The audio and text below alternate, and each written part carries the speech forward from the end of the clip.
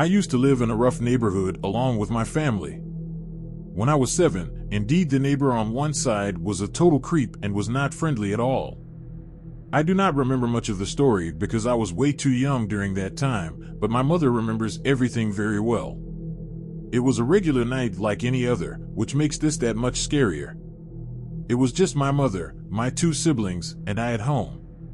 My dad had gone on a business trip, as he was a businessman and was often on business trips.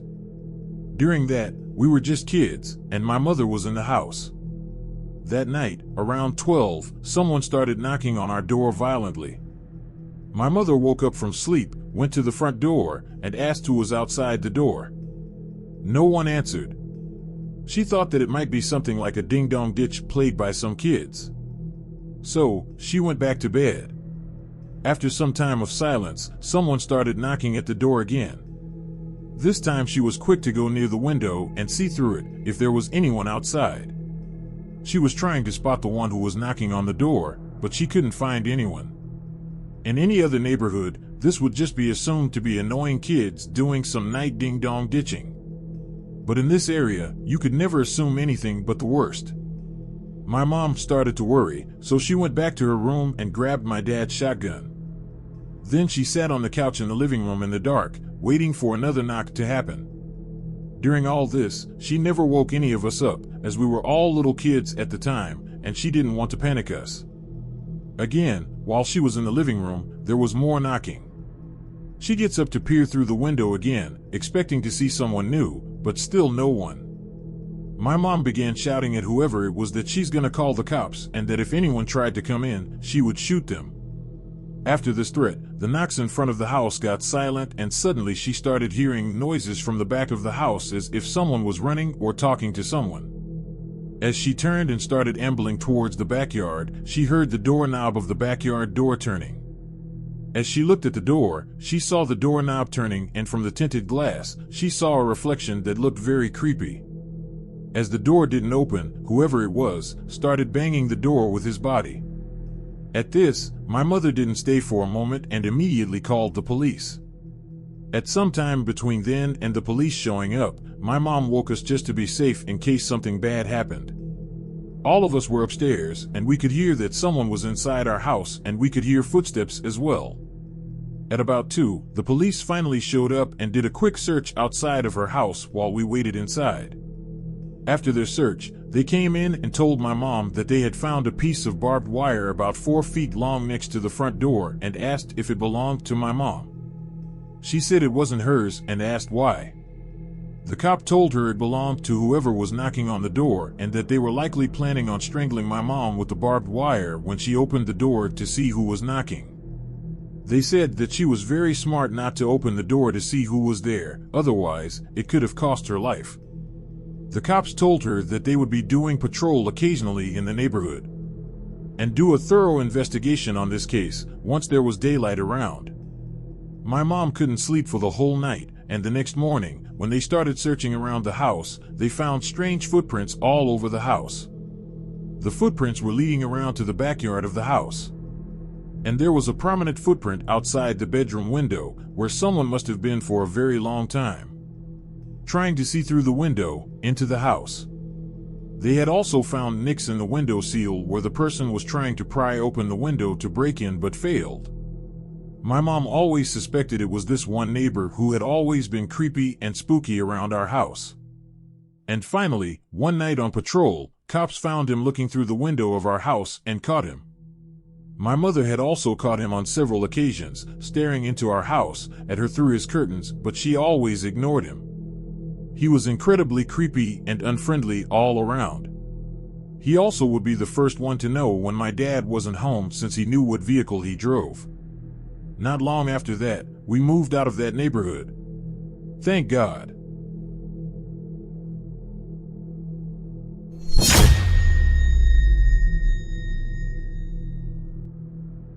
A year ago, I used to live with my wife and 2 kids, Rob and Chris, at our old house, but something happened that led to us moving. It's a long, awful story.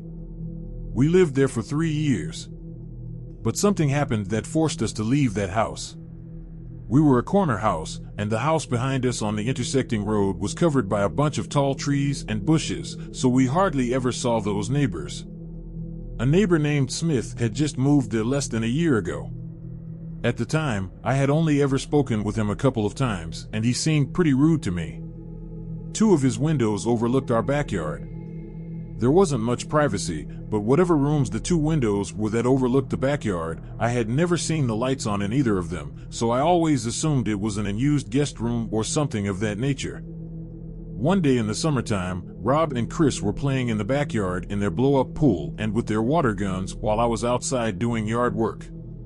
There came a certain point where I was walking towards the detached garage, and then I saw Smith next door at his window for a second, only half a second. After noticing him, he turned and walked away from the window. It was slightly odd for sure, but I left it alone. Later that day, as the sun was going down, the kids went back outside to play again.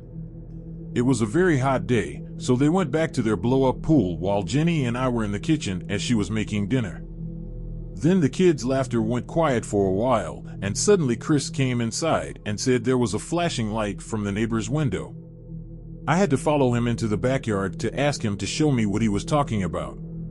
He pointed to one of Smith's upstairs windows that overlooked the backyard, and he said there was a white light that kept coming from that window. I right away assumed the worst and asked the twins if it looked like a camera flash. They both said yes.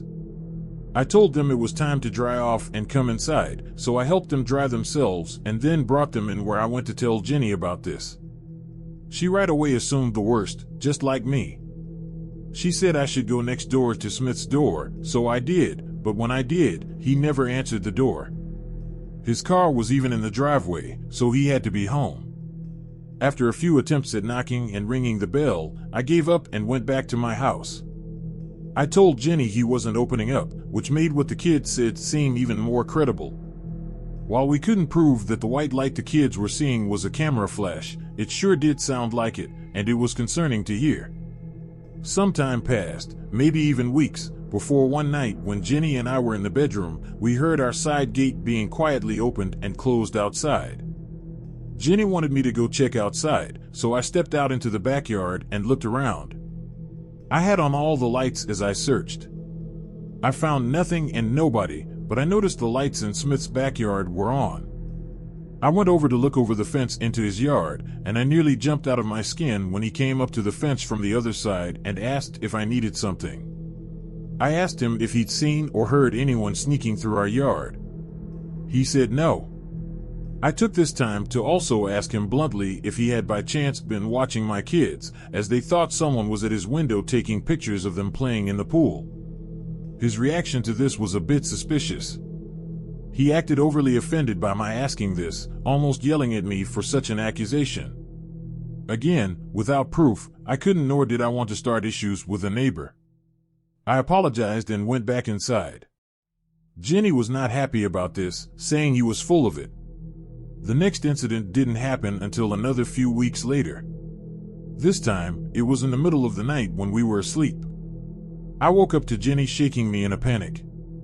I looked around the room confused at first, but then when I heard the kids screaming from their room, I exploded from the bed and ran downstairs to the kids' room. Chris was awake and crying, and I found out a few seconds later that his crying and screaming had awoken Rob, who was crying and screaming in reaction to him. Chris said there was someone outside the window a second ago, and there was a camera flash from the window. I got goosebumps, but I also felt my blood begin to boil. All I could ask was what did he look like? He said he didn't see. I brought the kids up to our room to sleep in the bed with us with the lights off. I peeked out our bedroom window to look across at Smith's unlit house next door. I looked at each window of his house, and I found him. He just, like me, was peeking out one of the upstairs windows in that same room that overlooks the backyard. I stormed outside next door and rang his doorbell like 15 times. He never opened his door. I did call the police just to make a report on Smith. That way, if any future reports were made about him from other people, maybe the police department would look into him. I never saw him again. Sometimes I'd sit out front waiting to see him outside, but he'd clearly avoid coming outside when I'd be out there. Because of this, we ended up moving within a month to a new house in a different but nearby town, which has proven to be a better place to raise the kids anyway.